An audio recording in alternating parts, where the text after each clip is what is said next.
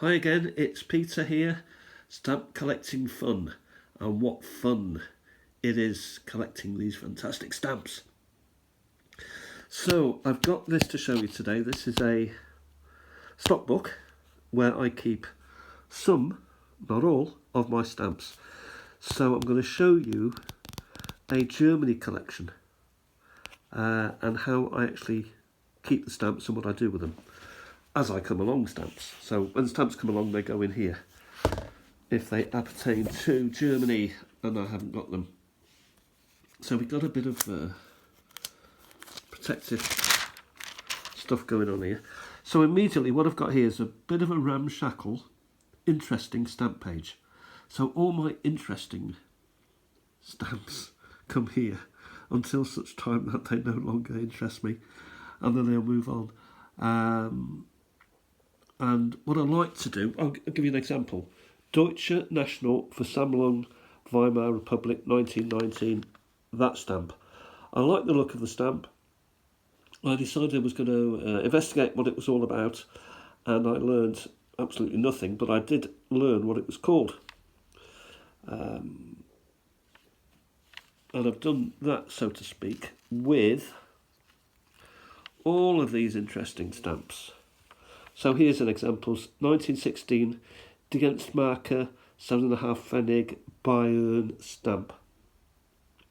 So that's from the province or the country of Bayern, as it was back in 1916, middle of the First World War. And here we have Saar overprints, 1920, so the end of the war. Countries were being swapped hither and thither and were getting new names, and Saar, that area of the world, was overprinted with Saar in order that the post can continue to work. Wars come and wars go, but the post will always be needed. And it will come again, by the way. It will come back, it will return. Emails died, didn't they? Nobody reads emails, nobody sends emails anymore. It's not even text anymore, it's WhatsApp. So things change, things remain the same. It will all come back. So the next thing here is a 1890, so a nice early Bavaria or Bayern stamp. And it looks to have been through life. And the front piece seems to be quite worn. Then I found this. Let's have a look at this. Danzig Free City. What on earth does that mean? 1922 to 23. Presumably this was an open city, so it's between... Danzig is Gdansk, so it doesn't know whether it's German or Polish. So rather than create any friction, they created a free city, 1922 to 23. There we have it. DM, Freistaat Danzig, and it's overprinted with something or other. That I haven't really investigated. 1949, so post-Second World War, occupied zone, Saar, French. So we're looking at this little stamp. Can I get it? We'll leave it out. We'll leave it there. I mean, we won't disturb it. It's asleep. And some of these are quite interesting. Here's an area, Rhineland, Pfalz, French zone of occupation. So the French occupied some areas of the Rhineland. 1947 to 49. So Rhineland, Pfalz. That could be Beethoven. Might not be. Württemberg, French occupation zone, 1948. Again, a couple of characters going on there. Von Schiller, whoever he may be, probably a composer, not contentious in any way. 1945, the American and British zone. So we've got some nice little stamps there, and post. So, yes, depending on... it was the American zone because it got AM, hasn't it? But the British shared that. And then we've got the Soviet zone as well, 1948. Again, an overprint there, Besatzungs Sovietsche Zone. so they put it in German for the locals to understand. Anything else in here that might be of slight interest? Well, I've got a Reich post here, 1900 1901, German post office in Turkey. It's got Para. Istanbul council, very nice council, and it's been printed over, it's an overprint again, so it's gone from 10 to 20. That's quite nice.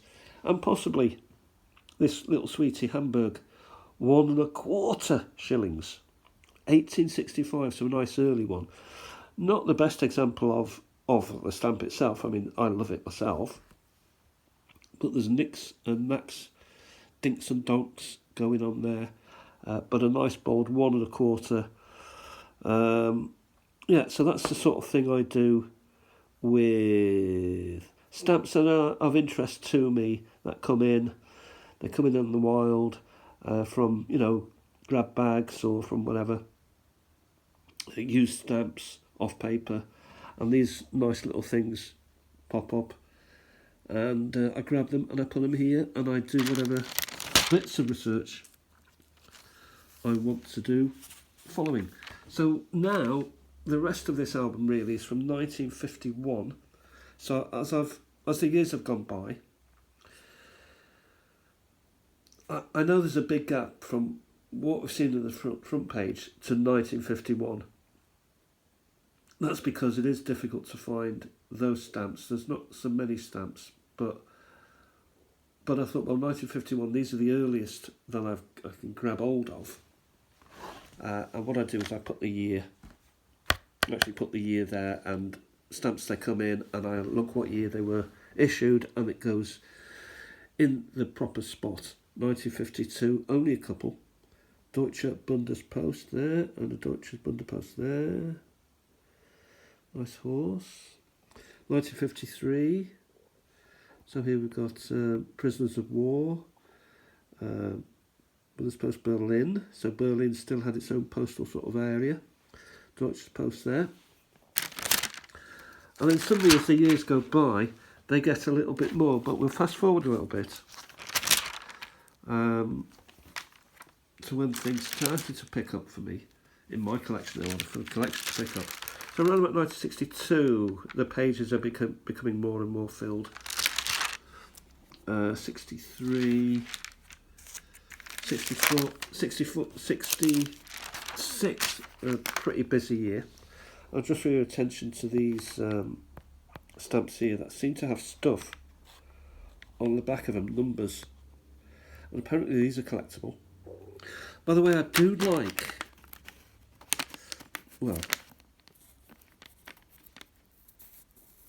stamps, stock books, because you can move stamps from one place to another without messing them up.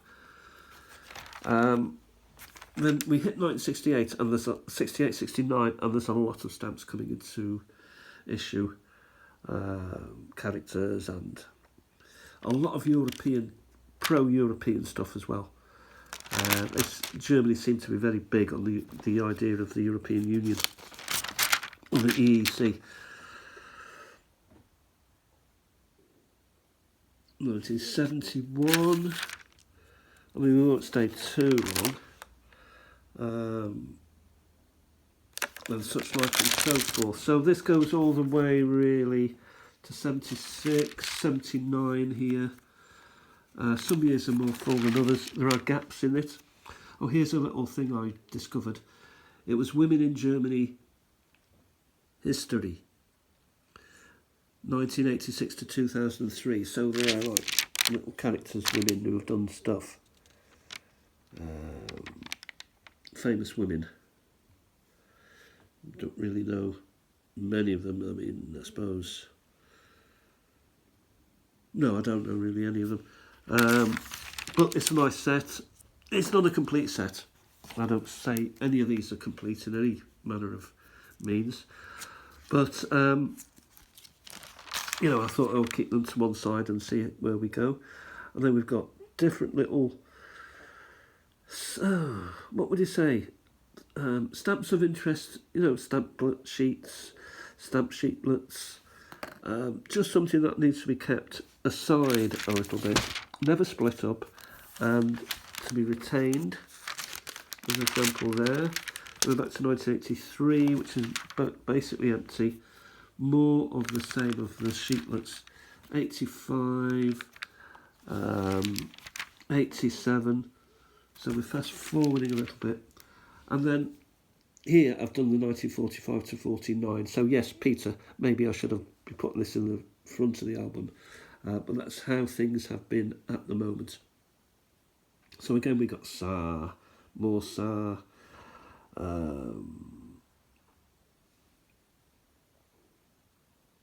Saga Byte, mostly Sa really. Hanover, 1948, one from Hanover here, that's quite nice. And yeah, and also these are the earlier stamps, 1940s stamps, maybe. 1990. So now we go to another little period. Again, Peter, shouldn't these be the beginning? Maybe. But the beauty about stockbooks is you can they're not hinged. So they're not stuck to any paper. These are movable. They're movable feasts. What I've got here is the, again, some overprints. And this is when there was a lot of trouble just after, during the Weimar Republic, which led to the eventually to the Second World War. So one day you're going out and a stamp is 75 pfennigs. The next day it's 75,000 pfennigs. So there's overprints all over the place. There's a 20 milliard there. I don't know what he's posting. 100,000. 500 million or 1,000 maybe. 200 million for a stamp. 1 million. Didn't anyone see the irony of this and say, come on, let's sort our stuff out? Probably not. They were strange in those days. But again, some nice cancels here. That's Berlin. So there's Berlin stuff going on. Quite nice. And then we turn over. Have we got anything else? Well, now we go into the reunited Germany. So a lot of stuff really to do with the lead up to the reunification of Germany. Go back just a tad. We'll go to Deutsches Reich there. So we've got, you know, the early stamps of the 20s and then 30s, and then things got a bit more sort of political. You know, adding politics, adding your political party to stamps is probably not a good idea. You know, that's a famous one there. And also the characters of the time, Hindenburg, others. Yeah, Deutsches Reich. It's, you know, worth keeping. You know, we don't want to burn these things. We need to keep and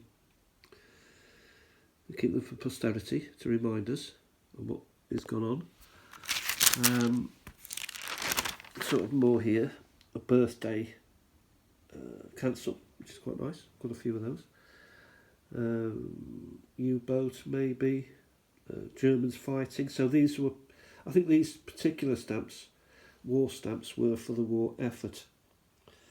So that's basically, and then you know here, you know, you got a nun there. 1988 then, these stamps come in, and where are we going to put them, where are we going to house them? And I house them here, so the stockbook is for housing, more than anything, and then see where it goes from there. But just to go back to the inflationary ones again, there's a few more here. 50,000 marks, not even pfennigs, 50,000 marks. There was this hyperinflation which did lead to the start of all that trouble and strife at the end of the First World War. 1,000 marks, but that's 50,000 marks. Wow. So, there was a lot of that going on. 20s. Have I gone totally past them? I think I may have done. Let's see if we go any more. No, I think that might be it. Is this them? Oh yeah, 1 million. So, the inflation now, one day it's 10,000, then it's a million the next day. Are you walking down the streets with all these notes, with 250,000 notes, for example? I don't know. I don't know how anything could have survived, how the economy could have survived. And maybe it didn't survive, and that was what caused, because a big country, Germany, right in the heart of Europe as well. So there was knock-on effects for us all. So that's what I do with my Germany stamps. That's not all of them, but I've got a lot in here. I bought the book with stamps in it. I had to resort them, rejig them. I had to remove a lot because there were many, many duplicates. Not just duplicates. I've had 10 or 11 of the same stamp in this, but it was a nice starting point, and I've managed to add and collect. I call them stamps in the wild. Say you drop it in your tea, it ain't the end of the world. Now, if it was a minter, if it was a rare stamp, you'd be devastated. But I don't chase rare stamps. I would like one of every stamp, but I do understand that.